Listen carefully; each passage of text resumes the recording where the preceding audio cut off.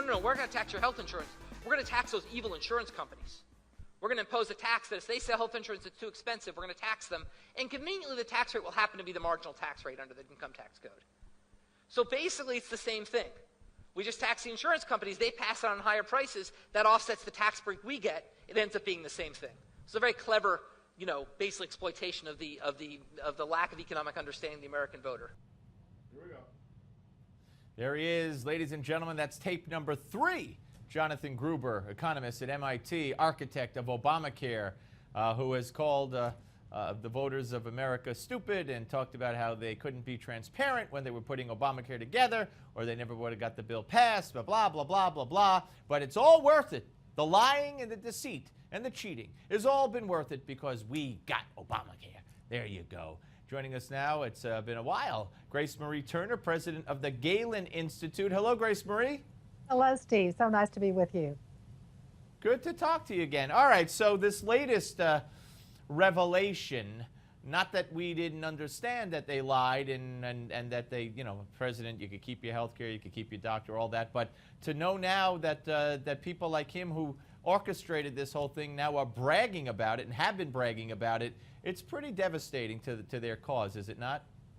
It absolutely is, but I think that even though the American people didn't have this kind of evidence about how condescending and elitist the people were who wrote this law, they knew it viscerally. And when you see the unpopularity of this law, the most recent poll by a major mainstream media outlet showed that Obamacare is underwater by 19 points, that only about 35% of the American people approve it, and only more than 50% don't approve this law.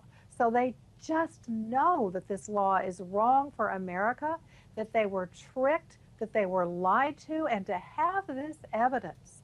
And by the way, Steve, the guy who found this, Rich Weinstein, who went through all hours and hours and hours of tape, listening to Gruber's many presentations on this, he was just an ordinary guy whose health insurance was canceled. He was one of the people, the young, healthy people, that President Obama said, don't worry, if you like your health insurance, you can keep your health insurance. He said, I believed it.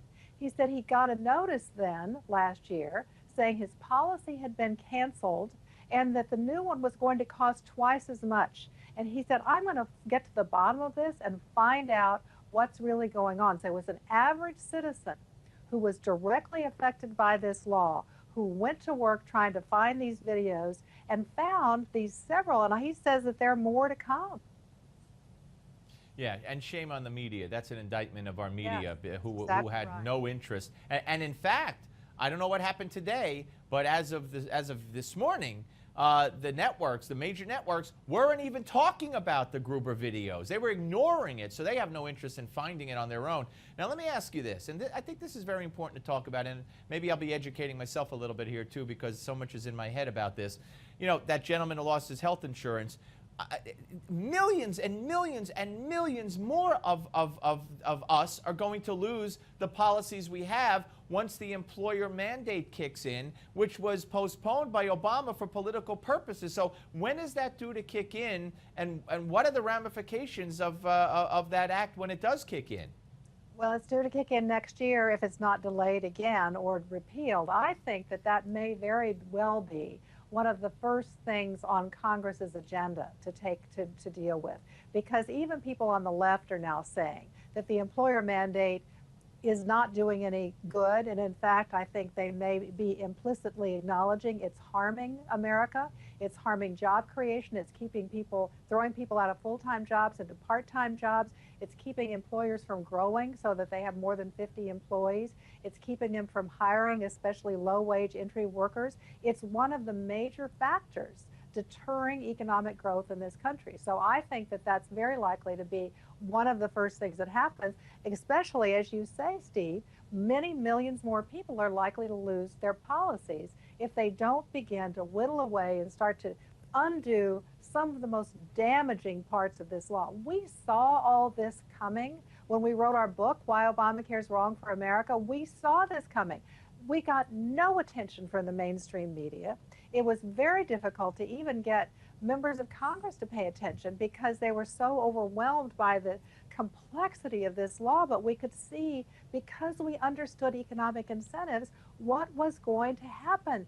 Time after time, we were right, but no one was listening. Now they're listening because the American people are starting to feel the impact directly on them and their families, their livelihoods, and their jobs. Yep, and of course we have the big Supreme Court case that will be upcoming, and we'll get a verdict probably around June, which could gut the whole system on the subsidy question. Grace Marie Turner, president of the Galen Institute. Good to see you. So nice to see you, Steve. Thank you. Thank you. All right, folks. When we come back, Monsignor Hilary Franco, great man. Watch.